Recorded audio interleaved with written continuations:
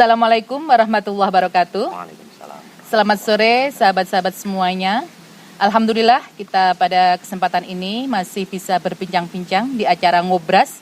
Masih tetap bersama Ustadz Alif Lukmanul Hakim S.Phil dan masih saya temani bersama saya Siti Jamiatul Faizah. Selamat sore Ustadz. Selamat sore Ibu. Kabar baik? Siti Jamiatul Faizah, alhamdulillah kabar baik, semoga Ibu juga demikian. Alhamdulillah Bapak.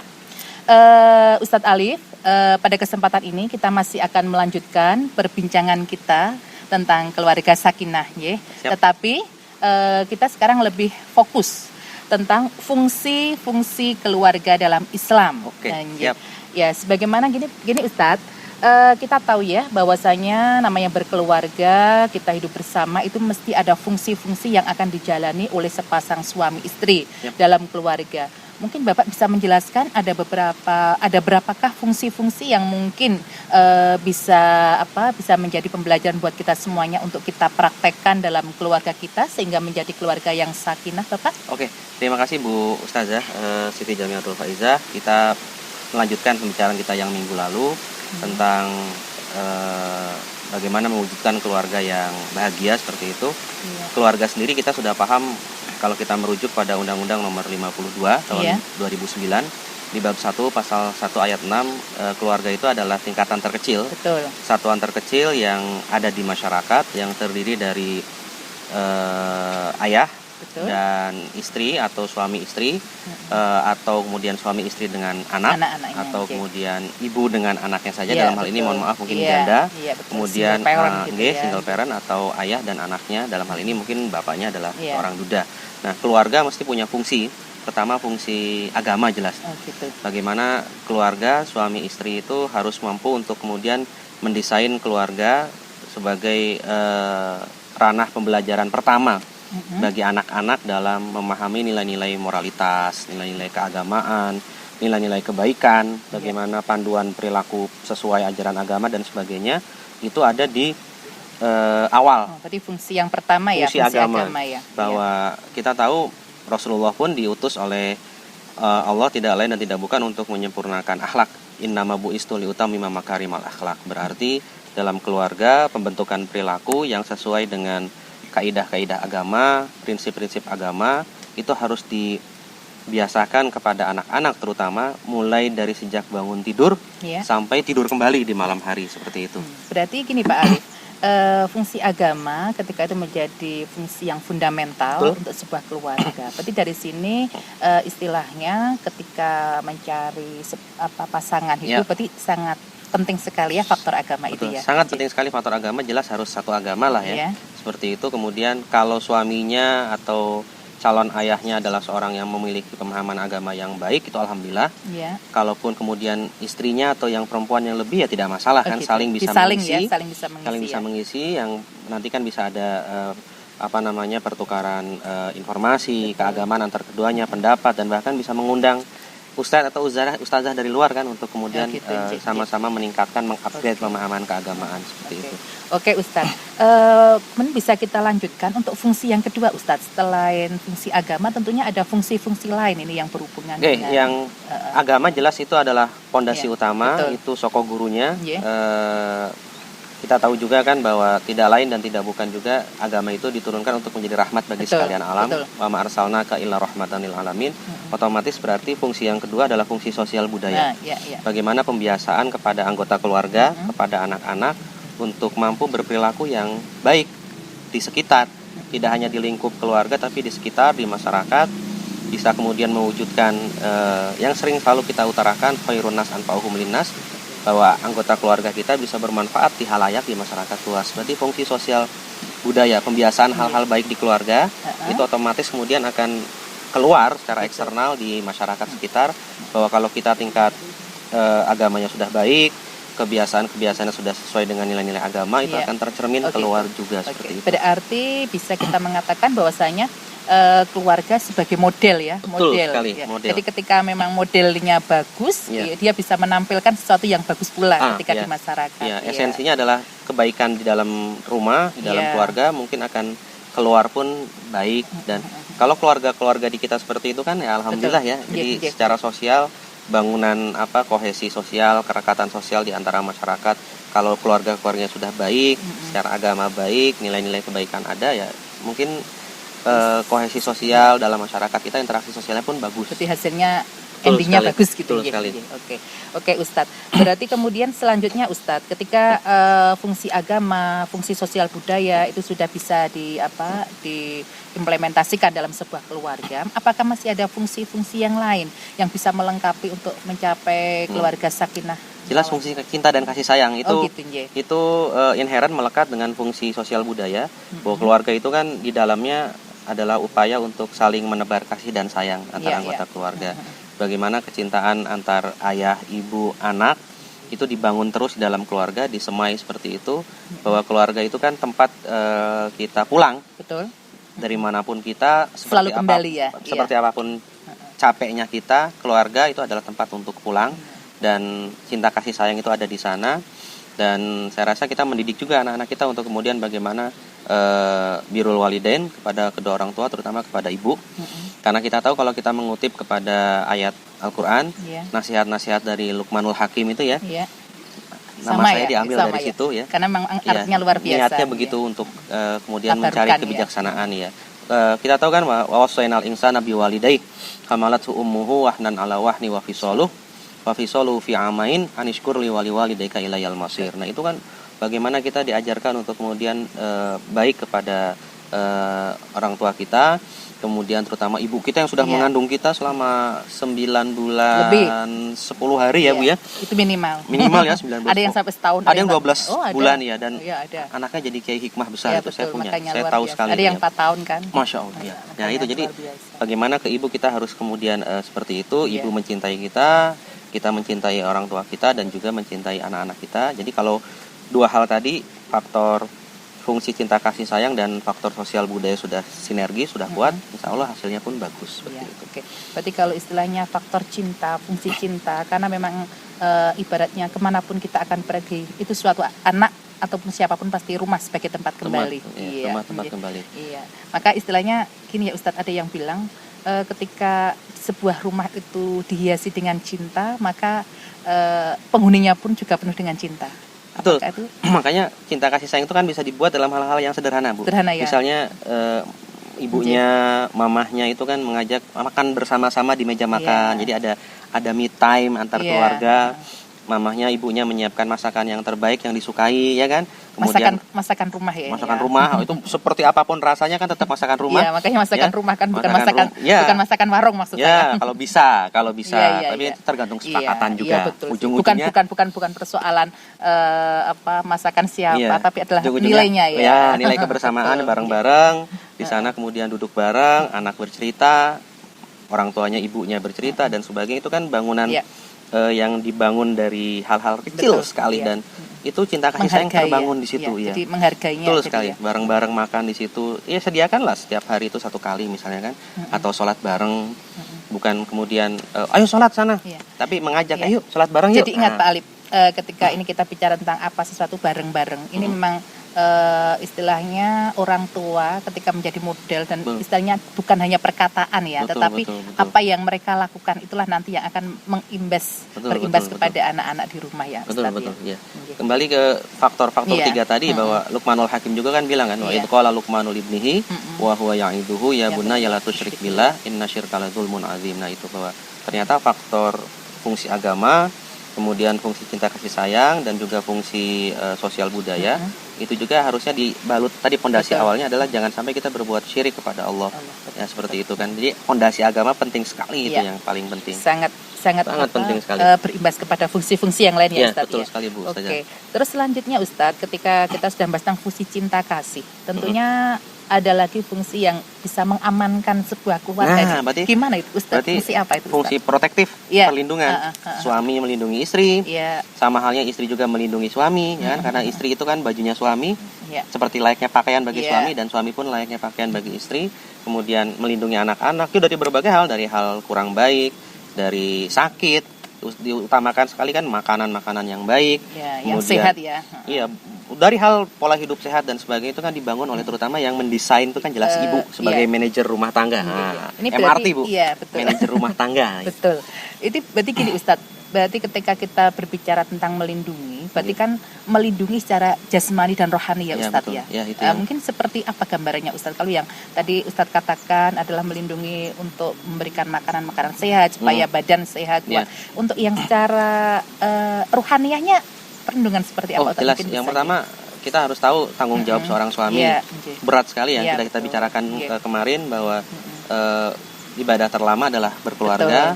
Ya ayyuhalladzina amanu qu anfusakum wa ahlikum naro.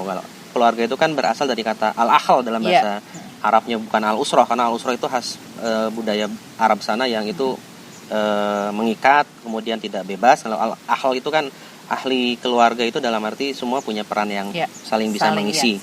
Nah, kemudian bagaimana membangun sikap rohani yang itu ya tadi itu bahwa suami harus bisa membimbing istri ke dalam pemahaman agama yang baik, sama-sama saling membantu kalau misalnya suaminya kurang dalam hal agama, kemudian anak-anak diajarkan nilai-nilai agama yang baik, mungkin di TPA-kan kan yang sesuai dengan karakter keluarga tersebut, kemudian bisa saja kalau sudah besar dipondokkan dan sebagainya. Jadi mengisi aspek rohani dengan sama-sama di dalam rumah, misalnya baca Quran bareng-bareng atau kemudian yang suami mendengarkan istrinya baca Quran dan sebaliknya seperti itu kan, ininya seperti itu.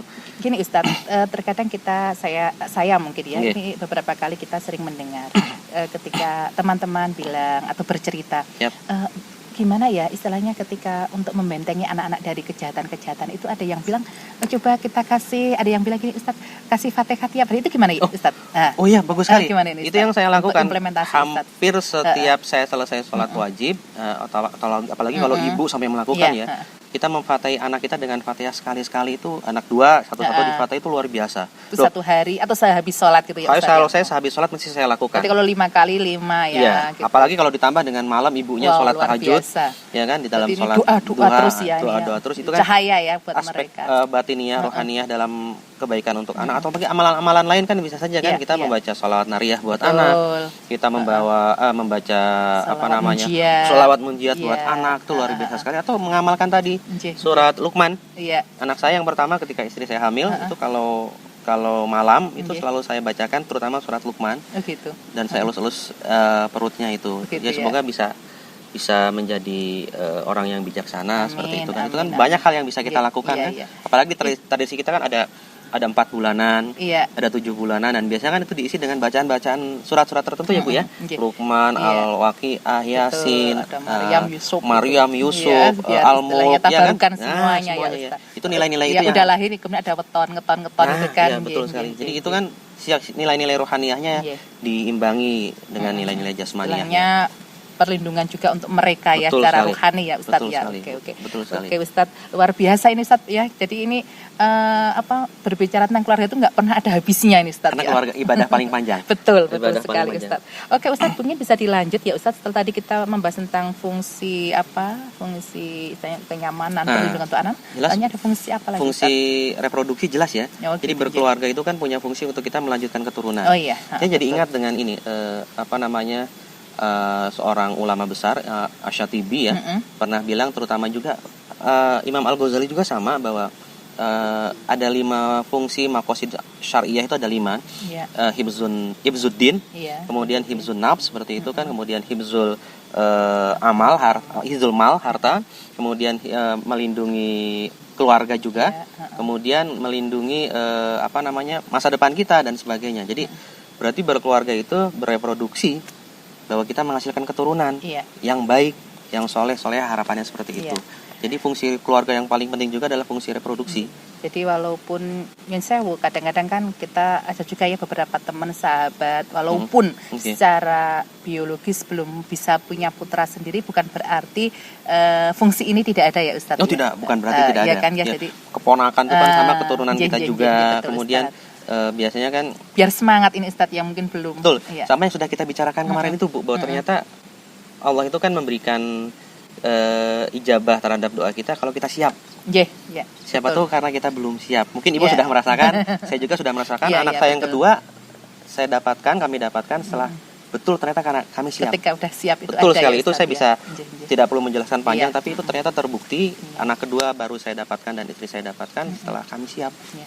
Istilahnya doa, selalu berdoa lah, karena berdoa. Allah memberikan waktu yang terbaik, buat betul. kita. Tapi itu istilahnya jangan pernah putus asa.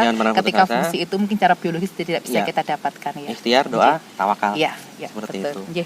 Kemudian faktor fungsi yang berikutnya fungsi edukasi jelas. Keluarga itu kan punya fungsi untuk mengedukasi, memberikan pendidikan yang baik bagi anak-anak, pendidikan internal di dalam rumah paling awal dari orang tua, kemudian pembiasaan-pembiasaan yang baik. Disekolahkan, mulai dari tingkat terrendah, dari PAUD misalnya kan, PAUD, ya, PAUD, kita kan bisa cari PAUD terbaik ya, nah, kita bisa lihat di situ, kita bisa sekolahkan dari PAUD, TK, kemudian ke jenjang berikutnya. Kalau sekarang malah ada namanya masa 1000 hari sebelum kelahiran. Wah, 1000 hari kelahiran, 1000 hari kehidupan, Ustadz. Gimana, Bu? Jadi masa mulai anak itu mulai suami istri bertemu. Nah, itu sudah harus dimulai pendidikannya. Iya, ini secara pendidikan sekarang itu 1000 hari sebelum menikah, kehidupan pertama seorang anak. Jadi ketika dia mulai dari dalam perut ibunya, sampai nanti usia 2 tahun lebih, selama 1000 hari itu adalah masa-masa emas buat anak-anak. Itu kan, jadi golden age itu tidak diukur lagi dari usia balita, ketika lahir, mulai sebelum lahir. Ketika dia, seperti yang tadi saya lakukan, baca Luqman, baca surat-surat yang baik, ya kan? Sangat nyambung sekali nih. Ya, ini fungsi edukasi itu luar biasa, dan jelas yang paling penting juga fungsi ekonomi. Wah, iya ini Ustadz. Ini kadang-kadang yang bikin orang prank kadang-kadang ini Ustadz. Ini gimana? Kita kalau di Jawa tetap makan nggak makan asal kumpul ya, tapi nggak selamanya, usaha itu jangan sampai kita kesampingkan. Suami punya tanggung jawab untuk berusaha, berupaya, dalam tanda petik tetap berupaya memenuhi dan memberikan nafkah. Istri atau ibu kemudian menjadi manajer di rumah tangga, mengurusi urusan-urusan rumah tangga, anak jangan sampai dikesampingkan. Kalaupun istri bekerja itu sah-sah saja, boleh-boleh saja, konteksnya untuk ibadah, apalagi misalnya membantu suami, tapi tetap tidak boleh mengesampingkan hal-hal yang terkait urusan di rumah. Soalnya pun sama seperti itu, jadi betul-betul saling mengisi, saling melengkapi seperti itu. Tapi gini Ustadz, kalau semisal kita menemui juga mungkin dalam satu keluarga ini, kok saya hubungin bahasa Jawanya dilalah, ini yang mendapatkan kesempatan untuk bekerja itu adalah perempuannya. Ini gimana Ustadz untuk membaginya? Dan kebetulan mungkin si suaminya yang harus di rumah, kan ada ya yang saya kadang kita menemukan itu, gimana Ustadz? Mungkin ada yang seperti itu. Jadi bukan berarti kemudian peran sebagai seorang ayah itu hanya semata-mata di luar, tapi saya pun berperan domestik sangat bisa. Oh, luar biasa. Sangat bisa. Ngomong anak hal yang biasa. Saya pulang dari mana dan sebagainya, kemudian lebih awal atau saya pulang lebih akhir, tetap kalau istri saya pulang, saya bilang anak-anak tak bawa main, naik sepeda, main kemana, jalan, tidur dulu silakan. Tapi yang saya tahu pulang sudah siap makan. Gitu. Sama aja kan? Saling ya. Saya pulang duluan atau istri saya pulang duluan, saya lihat capek, silakan istirahat dulu. Tapi pokoknya 1 jam kemudian saya punya, kami sudah siap buat makan, kita sholat maghrib bareng kan, enak kan? Jadi komunikasi itu penting. Komunikasi ya, walaupun istilahnya mungkin pasangan itu mungkin cara ideal adalah seorang suami sebagai tulang. Kalau memang tidak bisa, ada keadaan tertentu karena sakit atau karena hal tertentu yang memang kita tidak bisa jelaskan di sini, ya istri berperan seperti itu tidak masalah selama. Seperti TKW itu kan ada kasus. Nah itu yang memang harus kita bicarakan dalam forum lain, dalam momen lain, tapi saling mengisi bahwa pekerjaan itu kan tidak ada yang berdasarkan jenis kelamin ya. Jadi saling mengisi. Istrinya masak, suaminya ya nyuci piring tuh nggak masalah. Ini harusnya atau suaminya yang minta masak. Ini menjadi harmonisasi sebuah keluarga. Asal suaminya yang masak, istri yang cuci piring tidak masalah. Betul. Saya sering masang spray, masang sarung bantal, nyapu, ngepel itu sering biasa. Ini sering biasa saya. Ini sangat yang mungkin harus bisa dipahami bareng-bareng bahwasanya bahwasanya semua istilahnya pekerjaan domestik pun bukan hanya milik perempuan ya Ustadz ya. Saya mandikan anak saya yang pertama itu saya berani di usia 2 bulan Ibu. Wah, luar biasa. Tapi yang anak nomor 2 1 minggu saya berani. Jadi ada perkembangan dari 2 bulan ke 1 minggu. Ini udah belajar ya sebelumnya. Anak nomor 2 kan anak nomor 2 lebih kita lebih santai, lebih tenang. Lebih nganu ya. Kayaknya udah biasa. Iya, betul. Mungkin 1 hari lahir ya, pagi ini lahir, siang tuh saya gendong udah bisa. Biasa aja gitu. Wah, itu kan satu hal yang saya rasa semua laki-laki bisa. Iya. Berarti nanti kalau ketiga keempat berarti udah lebih lincah lagi ya Ustaz ya. Ajak lari berarti. Oh gitu ya. Jadi itu. Luar biasa. Iya. Iya. Oke Ustadz, selanjutnya nih masih ada fungsi yang lain apa Ustadz? Jelas yang paling penting juga selain fungsi ekonomi tadi kan itu yang cukup penting ya. Kalau istri yang ternyata lebih banyak ya disyukuri. Bukan berarti kemudian yang kita pernah bicarakan rezeki bukan semata-mata berupa nominal uang, harta, tapi kesehatan istri, suami. Ada keluarga ada keluarga, ada suami istri yang misalnya penghasilannya luar biasa besar, tapi suaminya di pulau yang jauh, istrinya di sini dengan anak-anaknya. Ya kan, ada yang kemudian keluarga pendapatannya tidak terlalu besar, biasa-biasa saja, tapi kumpul, bisa ibadah bareng, usaha bareng-bareng, capek-capek bareng-bareng, beda-beda Bu setiap orang. Syukur ya Ustadz. Syukur itu paling penting. Jangan hanya sering melihat rumput tetangga lebih. Jadi fungsi yang terakhir itu adalah fungsi kita selalu menjadikan hidup ini bersyukur. Begitu, ya. Fungsi berkeluarga itu kan selalu bersyukur atas nikmat Allah, dan kita selalu berupaya untuk bahwa ternyata hidup itu memang dibuat demikian rupa oleh Allah untuk kita mencari hikmah. Kita mencari hikmah, dan dalam Quran surat Luqman juga kan kita tahu bahwa fungsi kita yang paling penting juga sebagai orang tua adalah bagaimana ya bunayya aqimis shalah wa'mur bil ma'ruf wanha 'anil munkar wasbir 'ala ma asabak. Seperti itu kan, bahwa ternyata kita mengajak anak-anak kita untuk selalu mendirikan sholat, kemudian beramal yang baik, dan kemudian kalau ada yang menyakiti kita, ada yang menjelek-jelekan kita, ya diamkan saja, dimaafkan saja. Jadi fungsi bersyukur tuh luar biasa sekali. Dan ini menjadi istilahnya kalau saya bilang kunci sebuah keluarga itu akan bisa meraih kebahagiaan itu karena istilahnya sedikit ya disyukuri, banyak apalagi ya Ustadz ya. Suaminya cerewet ya istrinya harus mensyukuri. Apalagi sebaliknya. Istrinya susah diberitahu ya disyukuri juga. Ya kan, jadi saling istilahnya namanya kesalingan ini memang penting banget ya, penting sekali Ustadz ya. Tapi istri mendengarkan suami itu harus penting sekali, harus saling mendengarkan. Nasihat yang harus paling didengarkan dari suami, nah itu harus didengarkan. Istri pun menyayangi suami menyayangi istri ya. Jadi kalau ada istri cerewet, suaminya diam, itu syukur. Kalau ada suaminya cerewet, istrinya diam, ya syukuri juga. Ya intinya pokoknya bersyukur, karena bersyukur itu tidak tanpa batas Ustaz. Jadi bersyukur tanpa batas, dan memang istilahnya bersyukur itu perlu belajar dan terus belajar. Iya Ustaz. Luar biasa Ustaz ya perbincangan kita sore hari ini.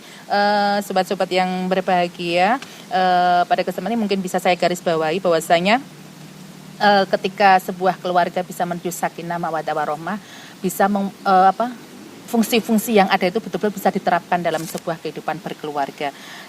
Intinya ada cinta, bisa berbagi tugas, saling berkomunikasi, dan selalu senantiasa bersyukur atas apa yang diberikan Allah kepada kita, menjadikan sebuah keluarga indah pada saatnya. Amin. Ya mungkin itu Ustadz yang bisa kita perbincangkan pada sore hari ini. Semoga lain waktu kita bisa berbincang-bincang dan berbagi ilmu dengan semua sobat-sobat yang ada di sini. Demikian sobat-sobat yang luar biasa perbincangan kita pada sore hari ini. Banyak kekurangan kekhilafan, saya mohon maaf yang sebesar-besarnya. Akhiru qauli hadza wallahul muwaffiq ila aqwamit thoriq. Wassalamualaikum warahmatullahi wabarakatuh.